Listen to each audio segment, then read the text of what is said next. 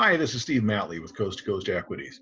Today I want to share with you some secrets of real estate investing that are kind of reserved for the experts in the industry. It's what really isn't talked about, not even talked about in the real estate investor clubs. And I go to a lot of those meetings, and a lot of the same things are still being discussed, the buy and the rent, the hold, the rehabs, sometimes some different things about storage lockers and those kind of things. But nobody talks about this type of investment because there's different levels of investment in different realms.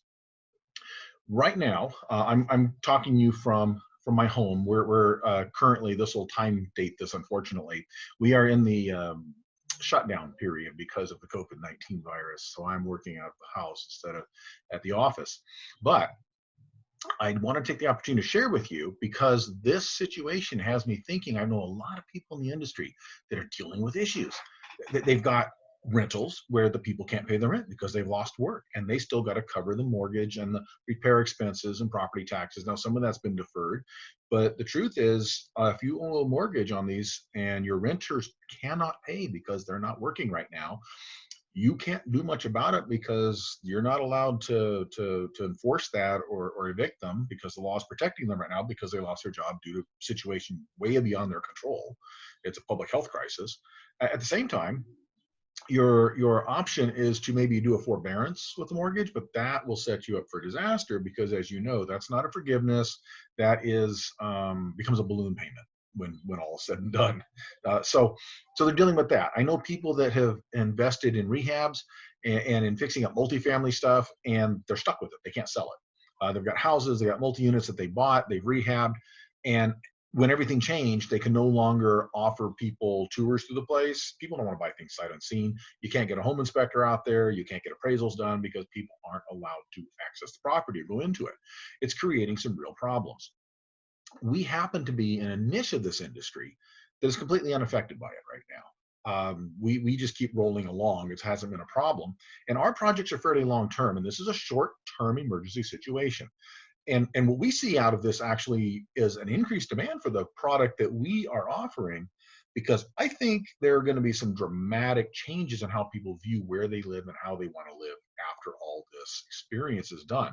And I put a video up on that on my own YouTube channel. It's under the Building Solid Foundations channel, discussing that. So I'm not going to go into all that here. But what I want to do today is share with you some ideas of different real estate investing secrets, almost secrets. There's nothing proprietary, there's nothing unusual, there's nothing really secret about it. It's just most people don't know about it. And I want to make that available to people so that you understand that there's a bigger world of opportunity out there than what you've been told.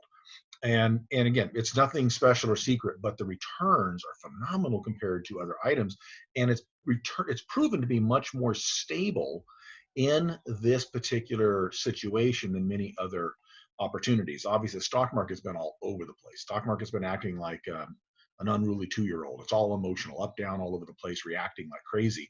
A stock market does that because it's so easy to make those decisions. You pick the phone up, call your broker, boom, sold, bought, whatever. Real estate's not like that. Real estate is fairly non-liquid. And if you make a decision in a rash moment to sell something, it doesn't sell tonight. It doesn't sell tomorrow. It takes a while. And you have time to think it over and cool down a little bit and let things settle in. So it makes real estate, forces it to be a little more stable, slower to change. Although at the same time, when real estate does go down, it takes longer for it to come back up. The stock market would too. So it's a plus and a minus.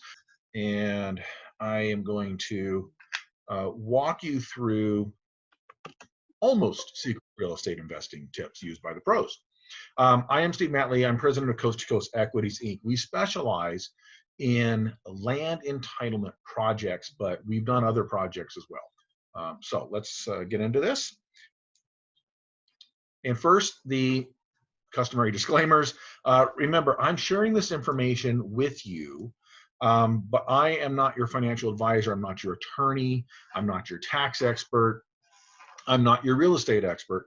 I am sharing what I have found in my experience and what works for me and what our company does and what my past decades in the industry have taught me for informational purposes. You need to do your own research and vet your own investment strategies. You need to do your homework. Never invest anything without fully doing your homework, both on the project and on the people you're investing with, to make sure that they are legitimate. Okay, that's number one. Number two, this information is copyrighted. I don't care if you use it for your own purposes, if you copy a slide down and refer to it or share it with a friend. The only thing I really restrict is I don't want to see this up on YouTube or some other platform, or as a webinar with you charging money for it, okay? Because I will come after you for that. But if you just want to use it for your own purposes or share it with other people, I really don't have a problem with it. That's why I'm sharing it with you. So let's start off with typical real estate investments. This is what most people know and what they do. We all know you basically buy and hold and then eventually sell your own residence. You can live in it. It'll be long term. It will appreciate in most markets, not all. You can buy, hold, and then sell a rental. Have a renter in there. It's not your primary property. You can buy and fix a residence and then sell it. That's how I got started. I bought the ugliest, nastiest house in the nicest area I could afford, and I fixed it up. And I lived in it, and it was my residence. And then I sold it with the appreciation and moved on. You can buy, fix, and then rent and sell the property, okay? Or you can buy, fix, and sell property instantly, like a fix and flip. And that's what they call the BRRRR strategy.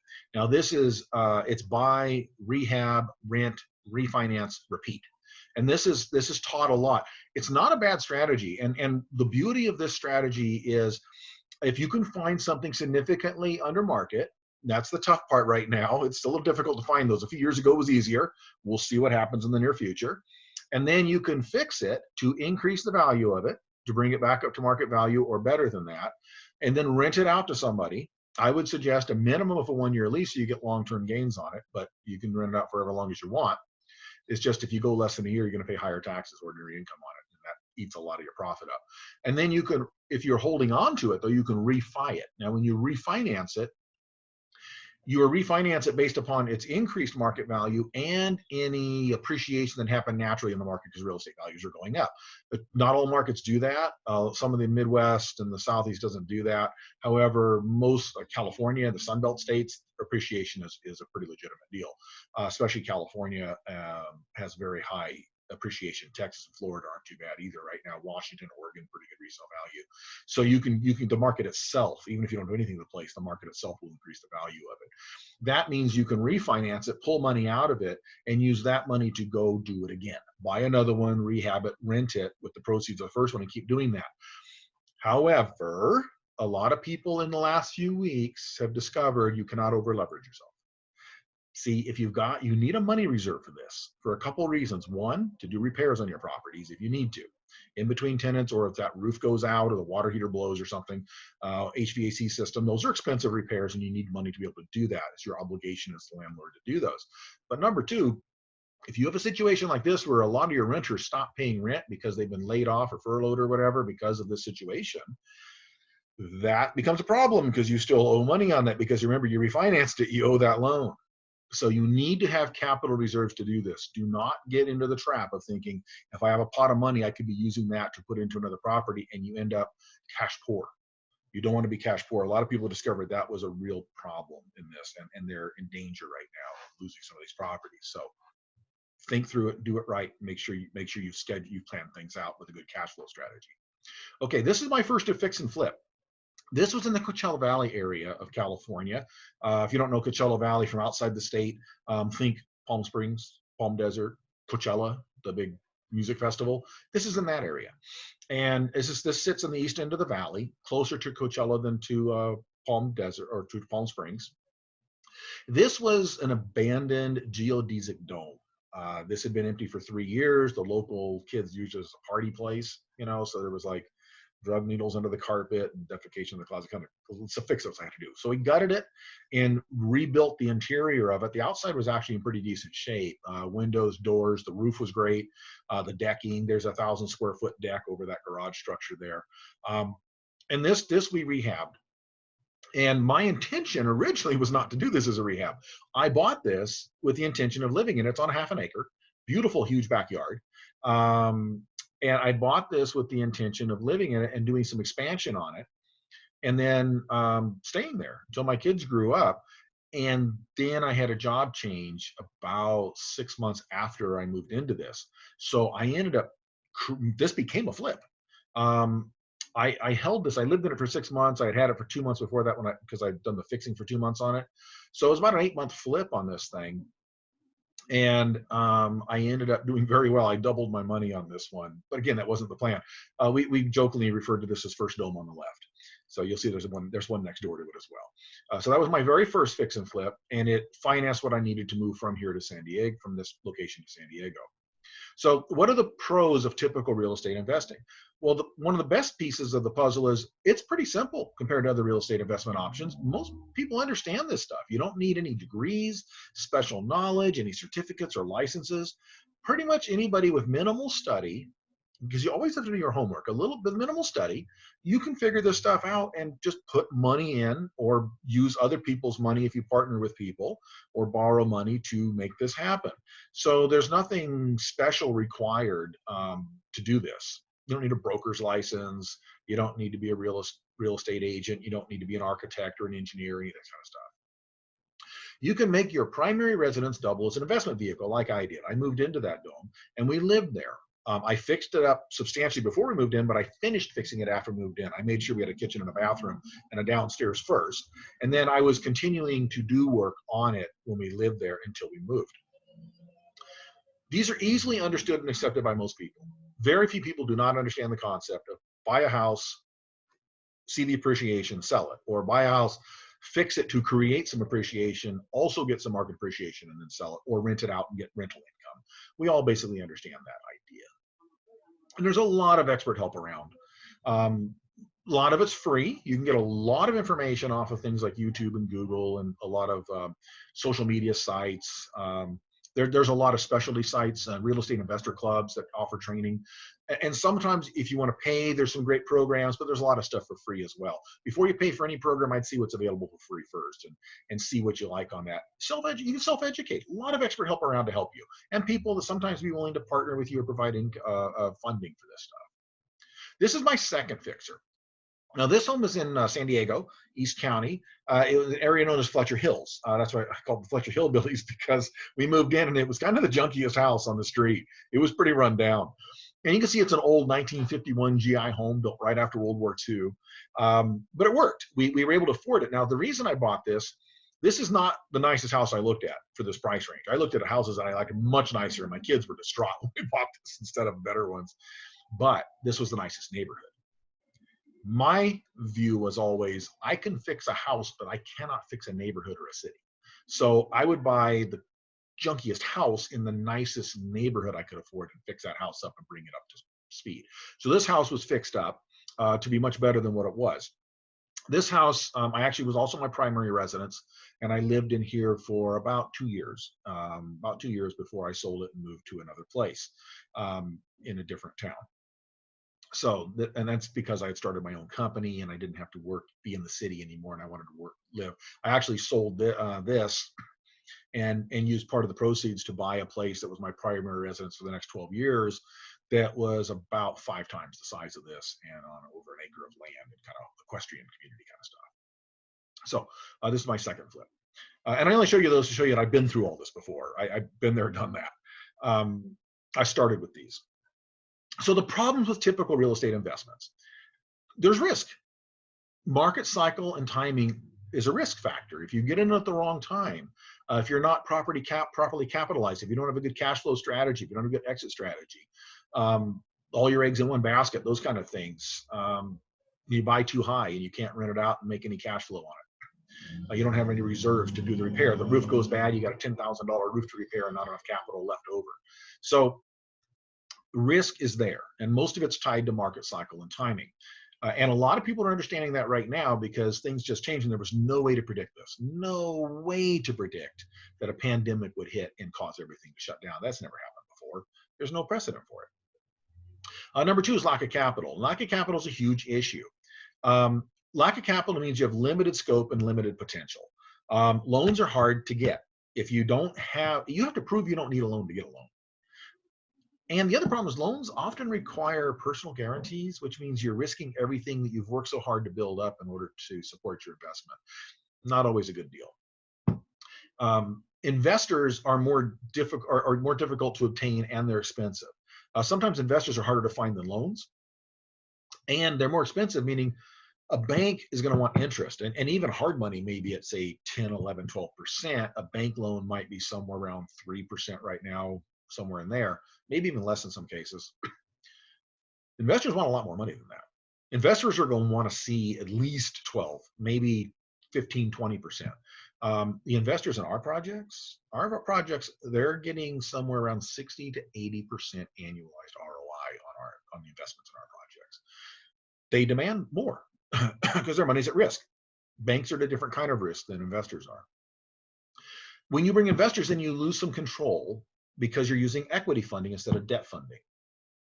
In debt funding, of course, what you're risking is the loss of whatever you put up against that loan. In equity funding, you're actually bringing ownership partners in with you. And if you sell off up to over 50%, you just lost control and management of it. So you have to be careful with that. And you have to answer to these people because they're your partners on this. They're not just someone that provided money, they're your business partners. You could lose everything with debt funding because of personal guarantees. And personal guarantees are where even if you put things in an LLC or a S Corp or anything else, you have agreed with the bank, with the lender, that they have the right to pierce that corporate veil and come to you personally because you put your personal assets up as a guarantee on that loan. And that means if that loan goes bad, you don't just lose the house, the property, or the project, the money you had in the project. You lose your own personal house. You can lose your car. You can lose your kid's college fund. You can lose your retirement, grandma's china, whatever's there. Okay, so be careful with that. I've never ever signed for a personal guarantee on a loan. I don't do that. Most people in the business do. They do it on a regular basis, and they sometimes make a lot more money than I do. I leave a lot of money on the table by not doing that. But I also did not lose everything when the market turned down back in 2008, and a lot of people I knew did. Lack of expertise is a major problem, a major risk factor. If you don't know, you are in danger. Knowledge is your single biggest risk mitigating factor, knowing things. What do you know about real estate? How much do you really know about real estate and the niche and the market of real estate that you've chosen to get into? What do you know about finance? What do you know about the construction process, contracts, lien law, construction litigation, defects? What do you know about those things? Engineering liability, third-party liability, from workers' comp issues from your workers that are working on your projects. All of these are issues. What do you know about this process? And there's legal issues, contracts. Do you know how to negotiate your way or handle contracts for real estate purchases, for construction processes, all those things, consultants, permitting and processing. There's a lot of things that go into it. You have to do your homework. Do your homework first. So that is a major issue with getting into real estate, is having the knowledge base. Then lack of time. See, most people doing this when they start off, they're working a real job too, right? They're working the 9-to-5, a W-2 job usually, or maybe they're running their own business, which probably is more hours, and they're trying to do this as well. When you buy and you borrow money against it, whether it's a mortgage or hard money especially, the clock is ticking. So right now, the people I mentioned that I know that are unable to sell their properties because of the stay-at-home orders, the shutdown, the clock is ticking on those loans. They're still paying the interest on those loans, especially the hard money loans, which are at higher interest. And that's getting very expensive because every day it's not sold, they have to pay interest on that. So time can work against you on these deals. So that's the major problems with your typical real estate investments. All right, this is a project I had a problem on, and I didn't intend. This is an unintentional fixer. I call it the landlord landmine. This was a project where I bought a house that didn't need any work on it. It was a fantastic situation. The yard was all in. It was a beautiful house. An older couple owned it. It was a widow, actually. The gentleman had died a couple years earlier. The widow was selling and moving off. The family was moving her back with them. And so I was buying their retirement home, and I didn't need to do any work on it. And I moved renters in, and the renters were great for over 2 years. They paid their rent religiously. And I had sold, now I was selling everything off. Starting in January of 2005, I started selling off my rental properties that I had in California, Arizona, and other places. This one I didn't. And I broke my own rule. I have a hard rule. You do not make emotional decisions on your real estate investments. But I liked the people that were in this place because they paid me and seemed like nice people. And so I didn't want to sell it from under them. They weren't able to buy it. So I figured I'd give them a little time to see what they could work out. Well, that ended up coming to bite me. What happened was one day I got a call from a real estate person I knew who lived, I lived in a few towns over from this one, so I didn't get out here that often. It was about an hour from where I lived. And this real estate person said, "Hey, I drove by your house. You know, there's a board over one of the windows." I said, "What?" Yeah, and you know, the whole yard's dead. I said, "What?" And so I drove out there and checked it out, and it was not looking good. What I found out was they had, and they stopped paying rent. So all of a sudden, I didn't get rent for a couple months. I didn't know what was going on, and I discovered what had happened. What had happened is the people living in the house had discovered the joys of recreational pharmaceuticals, and this was not a good plan. So all the money went into that. So now I had a real problem. Utilities were turned off, everything was falling apart. So I had to do an eviction process, and then I had to I had an eviction process, and then go in and do a rehab. I hauled 3.5 tons of garbage out of this 3-bedroom, 2-bath house. Had a lot of fixing to do. The utilities had been turned off, so carpet was gone because they've been using candles. Wax was all melted into the carpet because the water had been turned off. Toilets had not been used. There was an abandoned car in the garage full of dirty diapers. You know, just disgusting stuff. So a lot of that's finding a good hauling person, but cleaned it all up, fixed it up, and then turned around and put it on the market. And I managed. It was the last standard sale in this town for about the next 2.5 years because this sold in January of 2007. So just the last house to sell before everything tanked. So I was fortunate to get out of it. So that was one of my lessons. That was tuition, is what that was. Okay, so the question comes up: buy and hold or flip? Which is better, to buy and hold or to flip over? And the answer is yes. It depends on the situation. Buy and holds are long-term strategy. If you buy and hold, especially in a market like California where there's always appreciation. Now, I understand in Southern California, the property values have doubled every 15 years since the end of World War II, like clockwork. Now they go up all over the place, up and down in between. So in a 3, 4, 5 years, they'll go up, they'll go down, up and down. But on the long term, every 15 years, like clockwork, the property values double. Which means if today you bought a $500,000 property in San Diego County, 15 years from now, that would be worth $1 million. And 15 years later, that would be worth $2 million. And 15 years later, that would be worth $4 million. That's 45 years, which is kind of the length of most people's career. Would you make $3.5 million in your career during that time? All this is just the house you live in could do that for you during that time. So that's not true in a lot of the country. You go to certain areas in the upper Midwest, that's not the case. In fact, it may devalue to some degree. So know your market. So buy and hold, you have to look at, am I looking at it for cash flow or am I looking at it for appreciation? Or flip. Now, flip means I'm trying to get money out of it. I'm holding it shorter term. It could be long term for tax purposes, meaning over a year, but it's shorter term, meaning it's not your primary residence. You're not living there for 20 or 30 years. You're going to flip it over as soon as you can and take the money out of it. That only works in an appreciating market, or if you're able to create appreciation by building the value of the real estate.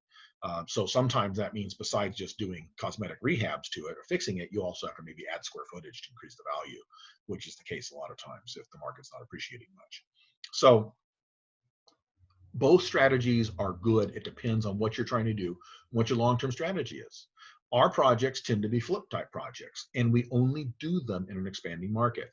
If the market is going into a downturn, extended downturn, not a temporary couple months glitch, like in 2001, the market dropped for a few months and then came back up. That didn't bother us because we have longer term projects that withstand that. But we did sell everything starting in January 2005. So by the end of 2006, we were sold out of everything. I had a couple personal property. I had one personal property still left, the one I just showed you that didn't close till January. But all of our company stuff was sold out by then. So when the market turned down, we were okay, and we did not do any work until the market came back again. So it's a strategy. So the answer is do what works for you and try to mix these up. The fix and flip will build your capital base fast. The long-term hold will provide sustained growth. Okay, so those are basic. Now, what happens when we move up to another level? There are more advanced real estate investments that less people do, and some people know about them still, but you'll know, maybe you know a few people that do these things, and maybe this is something you aspire to. The first is buying and either living in or renting out and holding multi-family. So this is one, perhaps I buy a fourplex. I live in one unit and I rent the other three out, and I fixed it up and I hold on to it, and I'm getting rent from three of the units, and that pays for my so I can buy and just buy one that's already ready to go, or I can buy one and fix it up. I can do light commercial property. I can buy and hold, lease out light commercial property. I can, instead of holding it, I can flip it. I can buy, lease, and sell it. The property, if I bought it when it was empty, it wasn't worth as much. And then I get a tenant in there as a long-term tenant, that property has a lot more value, and I can sell the leased building to someone else at a higher value than what I bought it for. Maybe I buy a small commercial center and there's only one tenant. When I'm done, I've got 6 out of 7 units leased out, and I can sell it for much more. I can buy and then design, build a spec home. So I can buy a piece of property, and then I can have a home designed. I can oversee the construction of it and build it and sell it to a customer. So it's basically like a custom home, but we're a custom home where the customer drives the design. In this case, I drive the design and the customer's buying the finished product. Okay. So those are more advanced real estate investments. I've been involved in some of those too. So what are the advantages of doing advanced real estate investments? Well, first is just like the previous. No license, degree, certificates, or specialty knowledge is required, just like the other, as long as you build a limited number per year. And different states have different rules, but generally there is a limit. You cannot do a bunch or you become a developer. You need a license for that. You can still make your residence double as an investment vehicle, again, if you are living in one unit and renting the rest out. This is still easily understood and accepted by most people. We get the idea. Design a house, build it, sell it. Buy a rental unit, live in one, rent the rest out. There's still plenty of expert help around, a lot of help around if you're willing to pay for it. These tend to be where you learn more about this through programs and seminars and those type of things, courses that'll teach you these things. There is a better return and more leverage than your typical real estate investment. You will make more money doing these because they're larger projects. But there's a downside to everything. You got the same exact risk you had on the typical. The risk, the lack of capital, the lack of expertise, the lack of time, just like the last one, except now you can put an exponent on that risk. Yes, there's a greater reward, but yes, there's a greater risk too. You have more money to lose if it goes bad. So again, your enemy is lack of knowledge. You need to learn, and you need to have enough capital behind you to back you up, okay? And that leads us to a third type of real estate investment, and this is one that most people do not get involved in. There are a few people that do, and they tend to be larger companies. We hear about these things sometimes, we don't really understand them. These are things that are the domain of larger companies. Think about public home builders like KB, Lennar, Toll Brothers, D.R. Horton. Think about large companies like Irvine Company, McMillan, Donald Trump. There's a lot of big companies out there, Pinnacle and Holland. There's all kinds of companies that are international companies that own property management, okay? Big time developers. Big time developers. In fact, think of any of your big casino companies, MGM Grand and Caesarsville. They do this kind of stuff. You could buy and then do a tenant improvement or a build to suit for a commercial property, and then lease and property manage, and then sell the commercial property. So you buy the property, and you'd either take a project that is existing, a shell, and you completely redo the inside, retrofit it for a certain tenant or group of tenants, or do a build to suit, a ground up. Build to suit is typically done for standalones like fast foods and banks, those kind of things. And then you can lease and property manage it and then sell it. Make some money on that. You can buy and then lease or manage and then sell large multifamily, big apartment complexes, high-rise, those kind of things. You can build and then lease and manage and sell large commercial buildings, big office buildings, business park complexes, those type of things. Even distribution centers or fulfillment centers. You can buy and then lease or manage and sell multifamily or mixed use. And this is where we have kind of the combination of the dense urban housing on the upper levels and then the commercial on the lower levels. The storefront on the streets with retail and restaurants, clubs, those kind of things, and then people live above it. You can buy, entitle, and sell raw land. This is what my company specializes in. We buy land that has low density designations, and we entitle to higher density designations, rezoning. You can buy, entitle, and you can take the next step. You don't just stop where we stop. You go ahead and develop and then sell the land, meaning you bring the infrastructure in. You put the streets, curbs, gutters, utilities, all that kind of stuff in, and then sell the lots off to other people. Or you can keep the lots, the next step, and actually build production homes or commercial buildings on the land that you have entitled. Okay. And you could also do master plan communities. These are large projects where you may have 1,000, 1,500 home sites. You've got commercial properties in there, parks, school sites, all that kind of stuff. Big master plan communities. You're building a new section of a city. You're building a whole new community. Those are long-term, very big projects. Okay. Same thing with resort communities. Those kind of things. These are expert level stuff. Think about your biggest developers that are out there. Okay.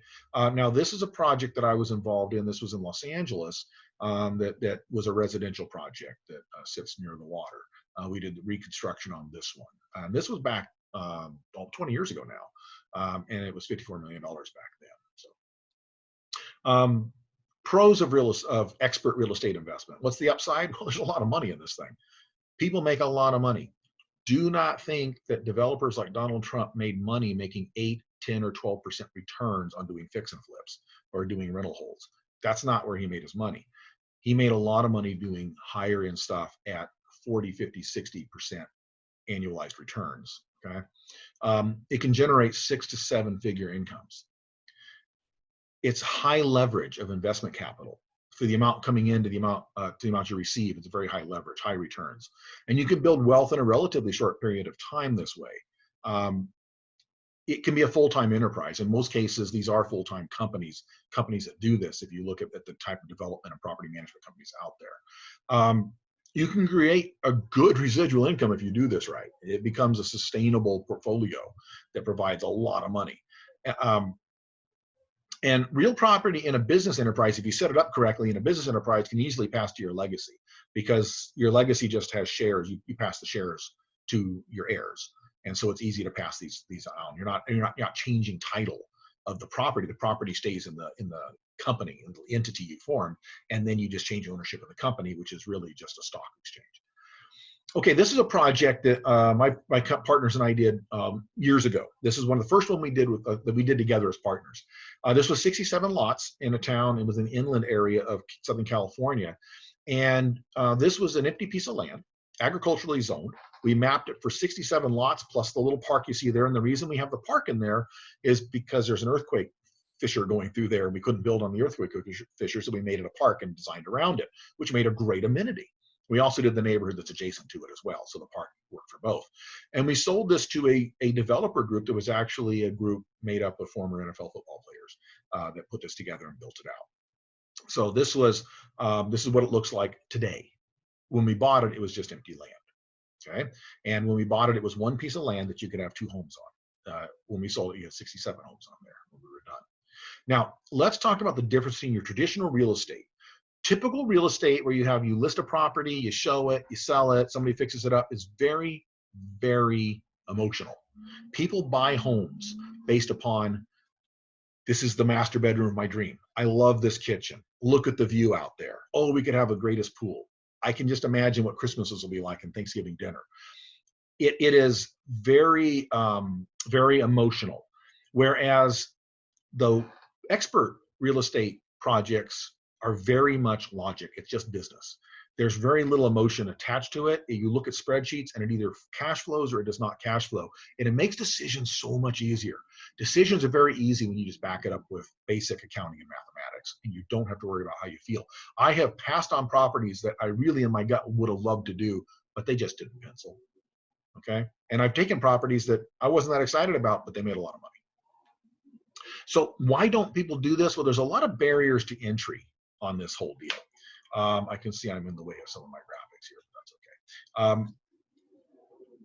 One is it requires a lot of capital to do this. Most of us don't have $1 billion sitting around in our mattress in our bank account or wrapped up in foil in our freezer. We don't have that kind of money.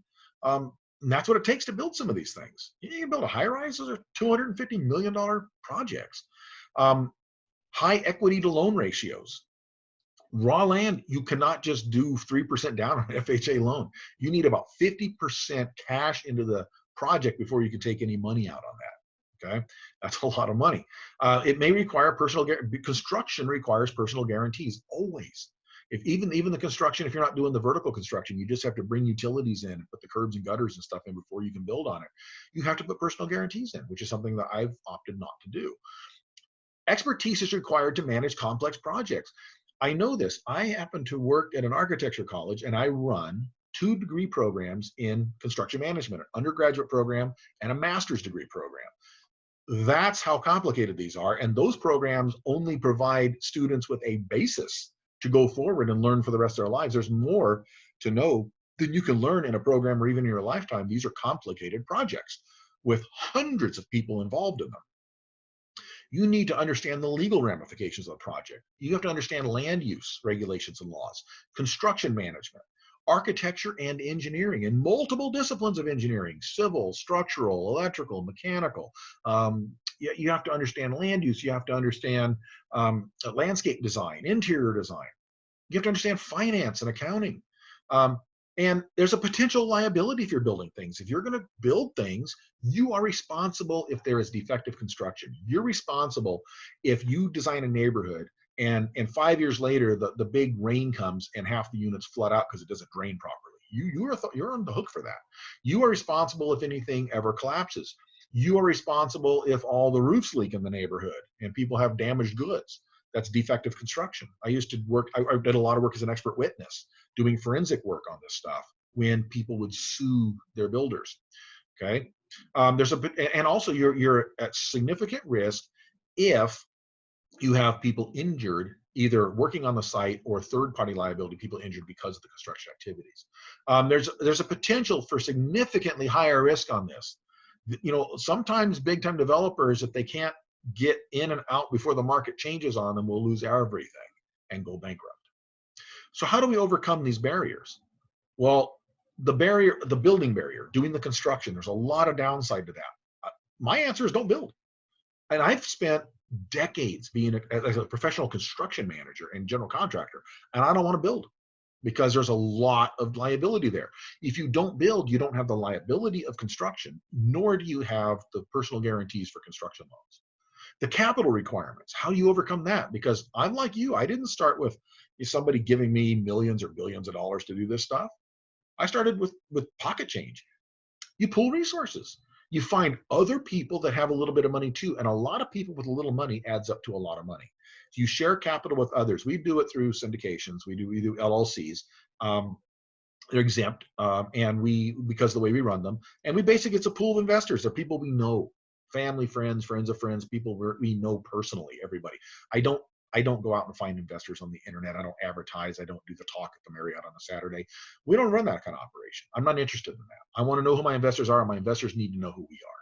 They need to know all of us, and they need to know they can trust us, and we didn't need to know that we can trust them. It's really a partnership deal. Our investors are a family to us. Expertise. Well, you can't get the expertise just by thinking about it, and even reading will give you a lot of background. You need to do your homework, but experience is your best teacher, and experience is a painful teacher. So invest in a project run by experts that have the experience that you trust, and you can learn by watching them too. And we have a policy: people that are invested in our projects, if they want to know what we're doing, we're open books on it. We don't sell our system.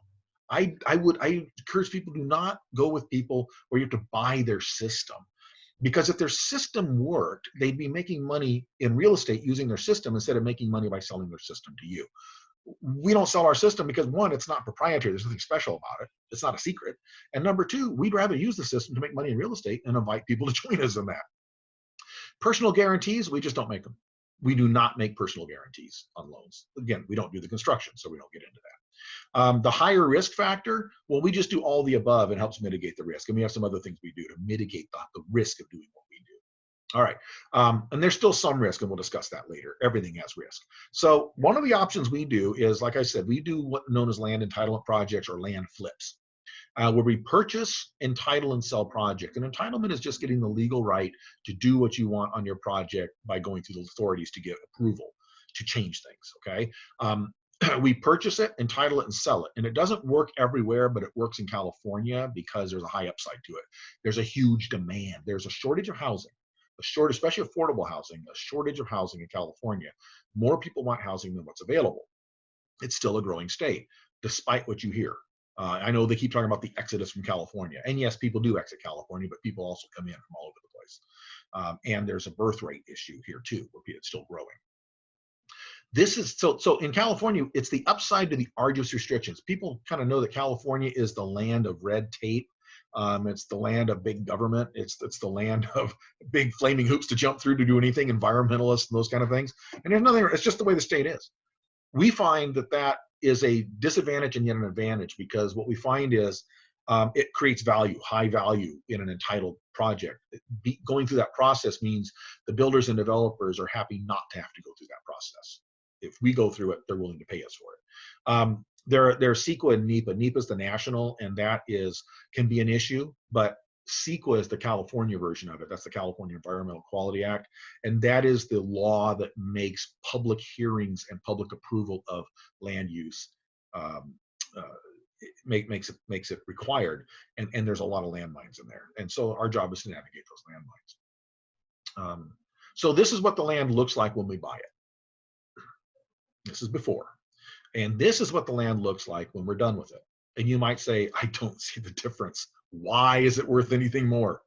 Well, because the land itself doesn't have to change. Remember, we're changing it legally. So it's like a fix and flip, but instead of buying a house and then going to Home Depot and buying a bunch of materials and fixing it and then selling an improved house, we're doing a legal fix. So what we do is we buy raw or underused land that's maybe designated as agriculture or rural residential, but it's not being used for agricultural use. And we perform entitlement to bring it to what's known as the highest and best use, a more productive use of it. And so once entitled, we can sell it to the buyer, builder, or developer. So in this case, and if you do this, we can do this, you can do this by yourself, but you have to take a lot of money. We do it corporately, meaning we provide a group, we put a group together where they pool their resources. A lot of smaller investors pool their resources and go together on this. And there's different project structures. We use syndicated LLCs for it. And so this is what it looks like when we buy it. And you'll see there's the small parcel is not part of it at this point, but see those three parcels there. You have 15, what is that? 10, 15, and 17. That's about 50 some odd acres there. And you can have 2 homes on each of those parcels. So that's about 6 homes. And when we're done, you can have this. That's a lot more homes on it. So which is worth more? You buy something you have 6 homes on, or you buy something you have all these, was it 100 some odd homes there? Okay. So this is what makes the value. Legally, that's what changes. So what happens is it may be worth $3 million when we buy it as a raw land, but by putting the map on it, it's worth 5.5. We almost doubled the value of it. Okay. So are there risks? Of course there's risks. People ask me all the time, is there a guarantee on this? And my answer is yes, the guarantee is there's no guarantees. We live in a world that has no guarantees. And if there was a guarantee, you wouldn't have any money on this. Investors that are looking for guaranteed investments where they can't lose need to go to their bank and buy a CD or a T-bill or something like that. They have no interest on them, but there's no risk. They're guaranteed by the federal government.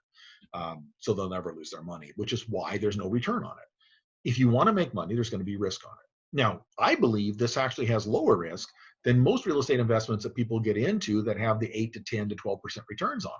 We have much higher returns because traditionally these kind of projects are seen as having more risk, but we mitigate it through certain ways we manage it. So in California, one of the risks is in California at least, it takes a relatively long time period. And in a long time period, a lot of things can happen. You can't predict the future. And the longer the time period, the less you can predict that future. Number 2, there's no guarantee you're going to get the zoning you want. This is why we mitigate it by only working in certain jurisdictions. There are a lot more places we will not work than we will work, because there are a lot of places you cannot really trust what the local agency tells you, because in an open hearing, then the public, things can change on you. So you have to go with a city that will back you up because they want the development as much as you do. And those are few and far between in California, to be honest with you. It's very time dependent and dependent on real estate market conditions. So that's why we sold everything starting in 2005. We could see the downturn coming. Right now, we're not too concerned about it because the situation right now is a temporary situation caused by a medical crisis. It's not caused by, the last one was actually caused by very poor real estate lending practices. If you miss your market, you could be in the project a lot longer than you planned. The project doesn't go anywhere. It's not like a stock where the company can actually devaluate to zero and you lose everything. The real estate's not going anywhere. So you just sit on it. And so maybe you got in for 15 months and you end up in there for 15 years because you missed the market. That could happen. We have not had that happen, but that's a possibility. Typical risk of land ownership: if you own the land, while you own the land, you have every liability like any other landowner. Some guy goes out there on his quad runner and flips it over and breaks his neck, they could sue you. We mitigate that by not owning the land for most of the project. Okay, and there's a whole process to that. If you go, I've got some videos up on our company website that explains what we do. Or you can always contact me. My email is in my company website if you want to talk to me. But I'm not trying to do a pitch here or anything. I'm just trying to educate you. Agencies having jurisdiction can be unpredictable. Sometimes you get in and what they tell you isn't what happens. And so you kind of get thrown under the bus in a public hearing, and that can be a problem. So you got to be careful with those. So those are the risks. What's the upside to it?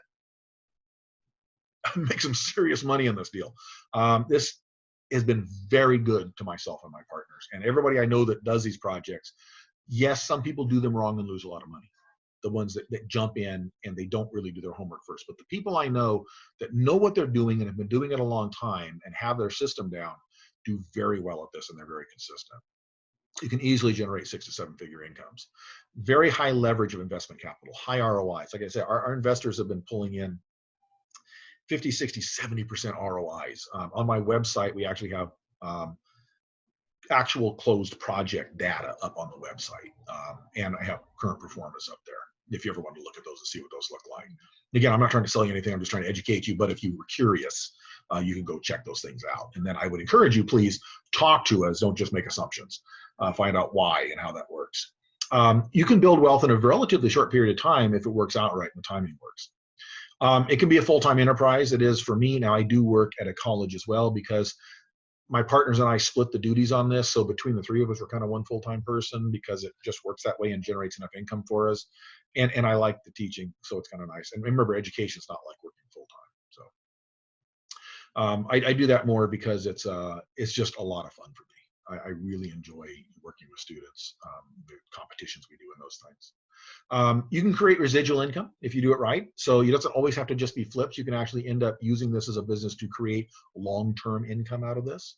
Again, the idea of both the flips and the holds simultaneously. You can build a sustainable portfolio that you can easily pass down to your legacy because it's in a C Corp, an S Corp, an LLC, something like that. And you can structure to pool resources and have the experts manage, which is exactly what we do. We form entities where a group of people pool together with smaller amounts of money, and the sum total is enough to do a larger project. And myself and my partners, we manage these and we hire expert consultants to do the parts. We trust the consultants to do what they do. And so we hire expert consultants in civil engineering and environmental engineering and in flood control and traffic and noise and all the stuff that we have to do, all those things we have to do. There's experts out there that do that for us, the soils, geotechnical, those things. And we do not have the risk from building or developing because we do not build or develop. We're just doing the first step of the process. And we sell it to the people who will do the building and developing. So let's compare a land flip to a house flip, because I think most of us are familiar with a house flip. So in a house flip, everything in red is what you have to do if you're going to do a house flip successfully. Qualify to purchase your loan and gather a large down payment together to buy the house with a combination of loans and cash. Now you probably have a personal guarantee on some of these loans too. Okay, that's very possible. You purchase the building supplies, you pull permits, and you have to hire designers and engineers in many cases in order to get stamped plans that you push through plan review and you get your permits. You work at hard labor yourself, go to Home Depot and blow out your knees and your hips and your shoulders like I used to do. Hopefully you don't chop off any appendages. And then Or maybe you hire contractors, which means now you make less profit because you have to pay the profit and overhead to a contractor. Pass inspections. You have to make sure you pass all your inspections. You get a certificate of occupancy signed off by the local agency having jurisdiction. You have to list your finished product and work to sell it, do open houses and advertising and all that kind of stuff, negotiate purchase contracts. You have to pay on that loan through the project duration, both the mortgage and the construction loan. And a lot of times the construction loan is a hard money loan at higher interest. And then when all's said and done, hope you made some money. In a land flip, you still have to do what's in the red. You invest funds and then you receive a check. In between, the managers do the work. So we acquire the land with cash that the investors brought in. We entitle it. We do the land acquisition, reports and studies, engineering, entitlement processing. We negotiate the sale to the builder. We wind down the entity, and then we send the checks to everybody. So this is the difference between those two things. And most of our projects, about $25,000 is what the investors come in with. Most people doing land flips are putting more money than that into these land flips, and they're hoping to make around 8% return. Okay, and again, I've mentioned our returns are significantly higher. So why doesn't everybody do this? Why doesn't everybody do this? Because it seems like, well, duh, that makes a lot more money. Well, there's a lot of reasons for that. One, people don't know about it. It's just an absolute lack of knowledge. And there's two forms of lack of knowledge. One is they don't know it exists, or two, they've heard about it, but they've heard misinformation, or it's the old, my cousin's brother-in-law's friend's sister invested in one of these and lost their shirt. Well, okay, maybe that happened. I don't know. But like any investment, I know people that lose their shirts investing in their own homes or in flips and those kind of things. So yes, everything's at risk. Always. But again, we try to mitigate that as much as possible. But lack of knowledge is the main issue. And again, more knowledge is what mitigates your risk. Fear of the unknown. This is something people are not familiar with. They don't know what it is. And rightfully, most people shy away from the things they don't understand. People listen to uninformed people that think they know what they're talking about or heard a rumor about the way these work, but really don't know. Most people I know that are not developers doing this, or not the people on the front line doing this kind of work, truly do not understand how these projects work. That's the truth. Some people's, because it's not the way we've always done. That's not the way the people in the real estate club do it. Everybody in the real estate club is doing fix and flips. HGTV is doing fix and flips. So I never heard of this, so I don't want to get into it. And that's okay. That's fair enough. Nobody should get into things they're uncomfortable with. This is not featured on a reality TV show, so I don't know about it. I say thank goodness. Near as I can tell, reality TV shows kind of ruined the whole fix and flip thing. Again, I started doing that. I have not done those since everybody jumped on the bandwagon. So, and everybody's doing it. It's not a good thing anymore. It drives the prices up. Somebody asked me once, they said, what you do is fascinating. There should be a show about this. And I said, no, please, never. I don't ever want to see this on TV because it'll ruin everything. And again, we're not secretive about it, but we kind of like the idea that not too many people know about it, so there's not the big bandwagon or trend thing going on. So you might be asking, okay, what about the market out there? Well, it's good to do the research. Again, I actually put a video up on my both on the Real Men of Real Estate and the Building Solid Foundations YouTube channels, because I'm involved in both of those, discussing my personal opinion of what I think the market's going to go based on the pandemic. I think a lot of people that were locked up in their small urban places may be looking for suburban space now that they've tasted that. But who knows? That's just my opinion. But the market itself, remember going into this, we went in with a record high market. And I don't see that. And right now, the real estate market really hasn't, the prices haven't changed that much. Yes, transactions are slower now because it's harder to get them done. But I don't see, the real estate values haven't really dropped and the demand is still there. So there's some resources here you can go to and watch some YouTube videos and it features some of these people that are experts talking about what the market looks like going forward for the next few years and what it's based on. A lot bigger than just a temporary pandemic. A lot of this has to do with what's known as specific pivot, the change in what the Navy's doing in Southern California, increased demand for single family homes compared to a decrease in their construction rate, the increase of population based upon birth rate as opposed to the decrease that's caused by people moving out of state, and who's moving out and who's moving in. So a lot of good information in these if you want to check that out. Okay, so here's an actual project that we have. This is results. This is a project we did several years ago. And in this one, you can kind of see we raised a total of 165,000. Now our projects nowadays are usually about $500,000. This one we never raised the full amount of money. We were supposed to raise about 350 on this one, but we got it into escrow so quickly that we actually used the builder's deposits in place of investor capital to pay for most of the titles because the builder wanted to drive the design and the builder wanted to have a say in that. So in this case, we had $165,000 of investor capital. We acquired the property, about 16,000 in escrow payments while we were entitling it, and then we paid the balance off for about 984. So we paid closing cost and commissions. Our net proceeds on this particular project were about $600,000. We gave the investors their 165 back. That left us with 440 to go, and 40% of that belonged to the investors. So each investor that came in with $10,000 each. We usually are looking at 25 minimum now on our projects, just because things have changed a little bit. The values of properties have gone up considerably, and so have the cost of entitling, but then so has the value of selling it. And so each investor got their 10,000 back, plus they got an additional check where they got 100. They got their 10,000 back, plus they got 10,600, almost 10,007 back on top of it. So they more than doubled their money, 107% straight return. But over the time frame of this project, it came out to about 67.5% annualized return. Pretty decent. This is an actual project we closed out. There's actual homes sitting on this site now.